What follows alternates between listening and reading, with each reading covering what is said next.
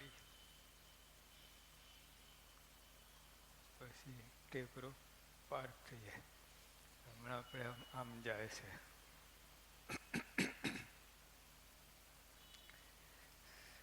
માનકુવામાં વાત કરતા શ્રી હરિએ કહ્યું, પેલા શ્રીનું ધ્યાન ધરો.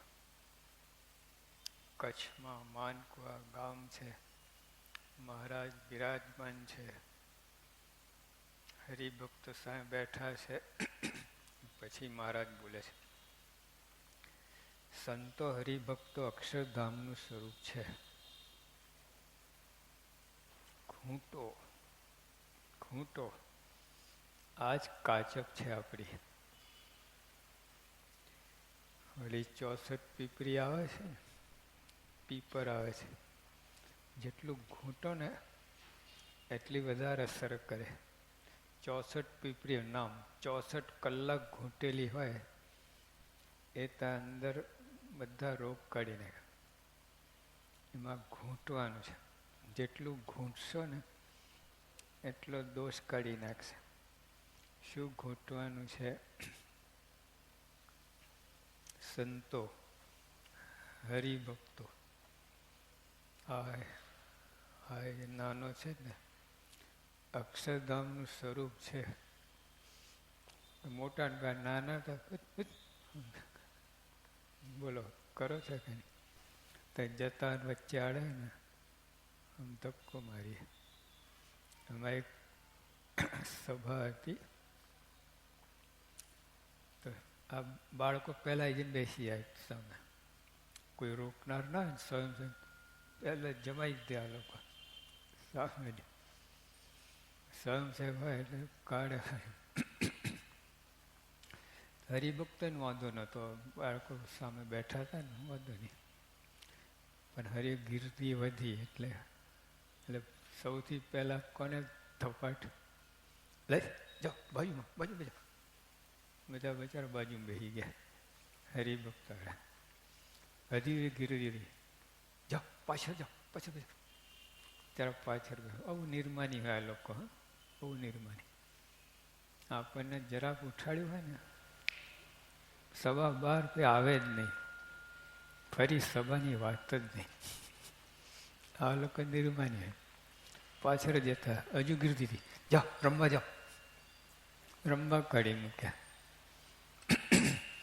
કોને રમવા કાઢવાના હતા? આ મોટાને. તો આ લોકોને રમવા કાઢી મૂક્યા. એટલે હક દાવો જમાવે. અહીંયા હક દાન હોય એટલે મહારાજ કહે છે આ અક્ષરધામનું સ્વરૂપ છે. દેહ નાનો છે, આત્મા નાનો છે. યોગી અમે જ્યારે યુવકમાં હતા ને ત્યાં નાના બાળકો સ્વામી એને શીખવાડે. એટલે નાનો બાળક, તું અક્ષર છું, તારાથી કોઈ મોટું છે નહીં. તો બાજુના યુવક બાપા તો એટલું ટેણીઓ છે. કેટલે કંઈ કંઈ દેહ ટેણીઓ છે, આત્મા ટેણીઓ નથી. એનો આત્મા કેટલા વર્ષ થયા? 10. આ 90 વર્ષનો છે, 10 વર્ષનો નહીં. ગયા જન્મના 80 વર્ષ એડ કરવાના. 80 પ્લસ 10. આપણે ટેણીઓ જોઈએ. એટલે મહારાજ આ કહે છે કે આ દેહ દ્રષ્ટિ રાખો નહીં. આ મારો સંબંધ થયો છે, આ રોયલ કુટુંબના હોય છે, એમાં શું ફેર પડે સામાન્ય માણસ? એના એક ખાય છે, અત્તર ઝરે છે રોયલ કુટુંબનું. સવારે સંડાસ જાય અત્તર ઝરે છે. દૈહિક દ્રષ્ટિએ બધું સરખું જ છે. અને તો એને સંબંધ છે રોયલ કુટુંબનો છે. એટલે આપણે આ બધું દેહ દ્રષ્ટિ ના રાખો. બધા અક્ષરધામનું સ્વરૂપ, નાનો મોટો જે આ દ્રષ્ટિ. કાળા ચશ્મા ઉતાર, દિવ્ય ચશ્મા પહેરો. ભગવાને આટલું જ કરવું છે. આપણે જન્માંતરથી કાળા ચશ્મા પહેરીને જોઈ રાખીએ બધું. ભલે બહાર જે જોવે, સત્સંગમાં કાળા ચશ્મા ના પહેરો. મહારાજ આટલું જ કહે છે. દિવાલ સ્ક્રીન વ્હાઈટ હોય ને કાળા ચશ્મા પહેરે તો દિવાલ કેવી લાગે? કાળા ચશ્મા પહેરે તો દિવાલ કેવી લાગે? કાળી લાગે. લાલ પહેરીએ તો લાલ લાગે. લીલી પહેરીએ, જાંબલી પહેરીએ, અને દિવ્ય ચશ્મા પહેરી તો દિવ્ય લાગે. તો ભગવાને આટલું જ કરવું છે. આપણા કાળા ચશ્મા ઉતારીને દિવ્ય ચશ્મા પહેરાવે છે. પણ નહીં, મેં કાળા ચશ્મા જ બરાબર છે. કેમ? તમને ખબર ના પડે ક્યાં જુએ છે. કાળા ચશ્મા હોય ને, આમ જોતો બધું ગોટા વારતો હોય. કાળા ચશ્મા ખબર ના સામા મળે કે કઈ બાજુ જુએ છે, ક્યાં જુએ છે. એટલે એનો ફાવે છે બ્લેક ગોગલ્સ. આ દિવ્ય ચશ્મા બધું ખબર પડે, તરત જ ખબર પડે. ધોરા ચશ્મામાં એ આમ ક્યાં? મૂર્તિ અહીંયા છે ને આમ ક્યાં જુએ છે? બીજી મૂર્તિ જુએ છે. તરત પકડે. પણ બદલવાનો છૂટકો જ નથી. આ જો આગળ આપણે બોલીએ.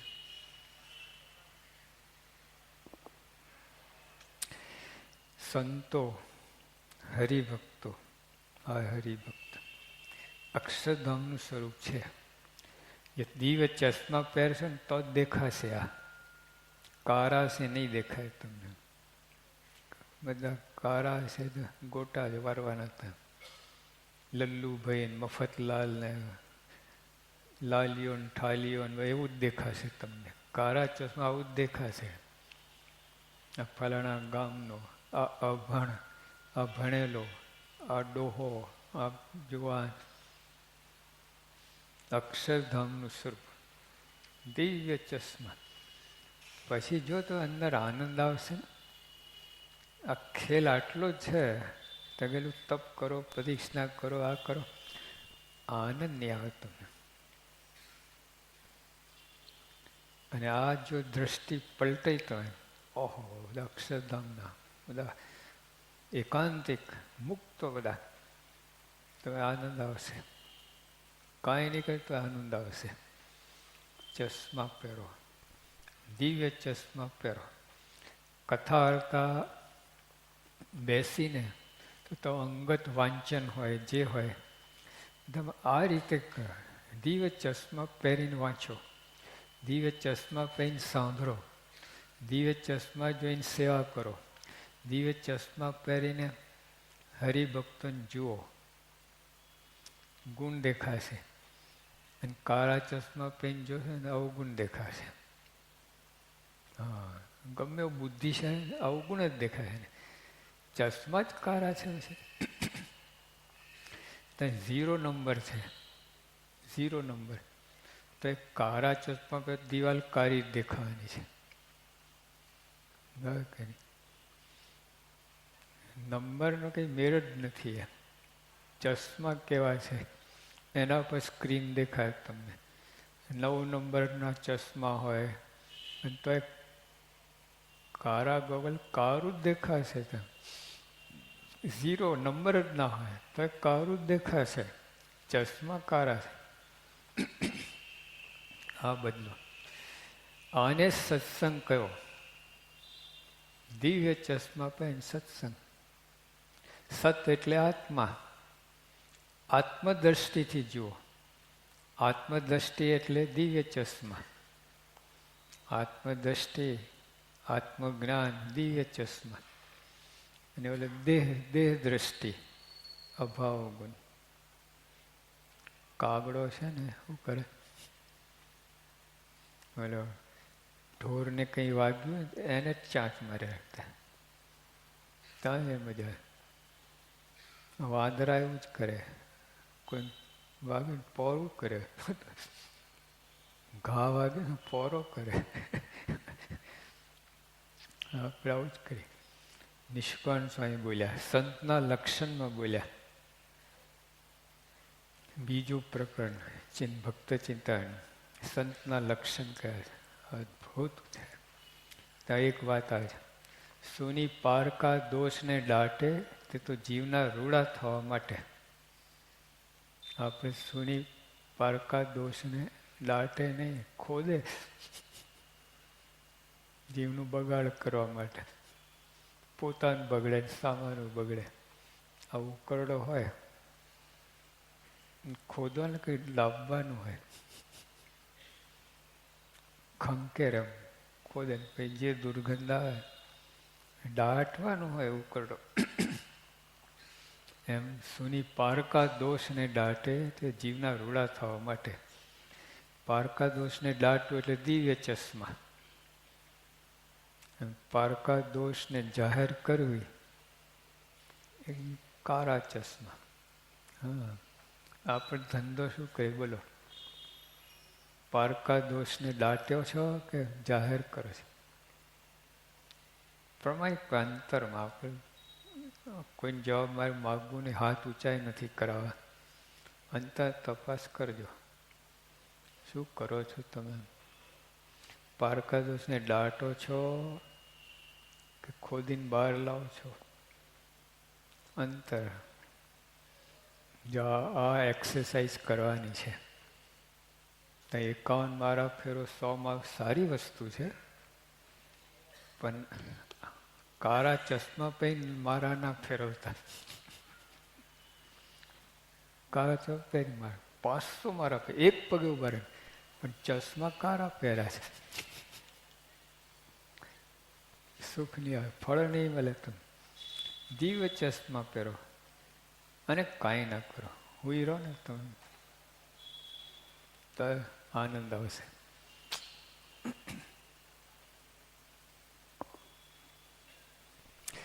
સંતો હરિભક્તો અક્ષરધામનું સ્વરૂપ છે. ખૂંટો ખૂંટો ખૂંટો. જ્યાં કાળા ચશ્મા નીકળી ના જાય ત્યાંથી ઘૂંટવાનું. તમે કાઢીને ઘા કરો ને ત્યારે સમજો કે હવે જ્ઞાન થયું. હવે તમે સમજ્યા કે કાળા ચશ્મા કેટલું નુકસાન છે. કેમ એવું યાદ તમને અંતરમાં થયા, અમારે કહેવાથી નહીં, બોલવાથી અંતર તો થવું જોઈએ. ખરેખર આટલા વર્ષો બગાડ્યા અમે સત્સંગમાં. આવા યોગી આપવા મળ્યા, પ્રમુખ સ્વામી મળ્યા, આટલા વર્ષો પ્રમુખ સ્વામી સેવા કરીએ, અને કાળા ચશ્મા જ પહેરી દે.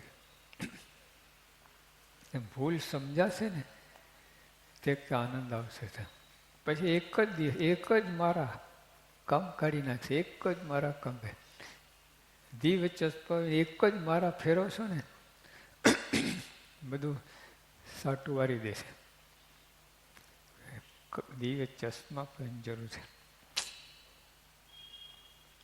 માનકુમાં વાત કરતા શ્રીએ કહ્યું, સંતો હરિભક્તો અક્ષરધામનું સ્વરૂપ છે. કચ્છમાં વાત કરે. હા, કચ્છમાં જો તેનો અભાવ આવે તો જ્યાં કાળનો પ્રવેશ નથી એવા અક્ષરધામ પણ પડે છે. અક્ષરધામમાં કાળક્રમ માયા છે જ નહીં, ત્યાંથી પડે. અભાવ લેવાનો અક્ષરધામમાં જઈ શકતો જ નથી. એટલે જાડિયાની વાત કરી છે, જાડિયો અને એરોપ્લેન યાદ છે ને? ભૂલી ગયા.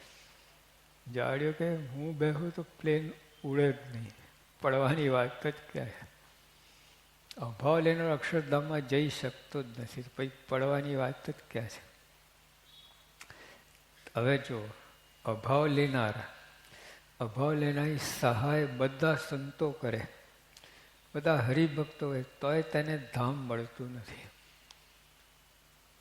અભાવ લેનાર કોઈ તમને કોઈની સહાય, કોઈની મદદ કામમાં નહીં આવે. અભાવ છોડવું જ પડશે તમારે, તો જ મદદ થશે. ભગવાને મદદ નહીં કરી શકે. અભાવ લેનાર લાલા પાડા, ભગવાન કોલ આપે હું તને લઈ જઈશ, ભૂત થયો ઓલો, ભગવાને કાંઈ ના કરી શકે. એમનો આપેલો વચન ફોગ ગયો, ભૂત થયો. એટલે મારે કે એટલે આટલું કરો, સાધના બનાવો, સાધના.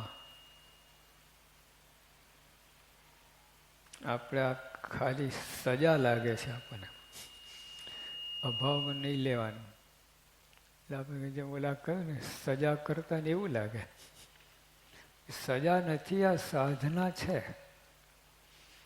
આ ચશ્મા આપણે સાફ કરીએ, સજા છે? ચશ્માની સાફ કરીને કપડા તો સજા છે? કોઈ કહે ભાઈ ચશ્મા સાફ કરતું આવે બહુ ગંદા છે, સજા છે? તો વધારે સારું દેખાય છે એટલે કહેતા હોઈએ. પણ આવું લાગે, અભાવ ના લેવો તો સજા લાગે છે આપણને. મારે જ અભાવ નહીં લેવાનો, ઓલાને કોને સારી રીતે વર્તે એને કહે, મને કહે છે અભાવ નહીં લેવાનો, અને એને છૂટ આપો ગમે વર્તવાની. ભાઈ એને ક્યાં છૂટ આપી છે? અને એને નથી વર્તું એવું છે જ નહીં. જો પ્રયત્ન પણ નથી થતું. ડૉક્ટર 2 દર્દી છે, 8-10 દર્દી, બધા કેન્સરના દર્દી છે, એક જ વોર્ડમાં છે.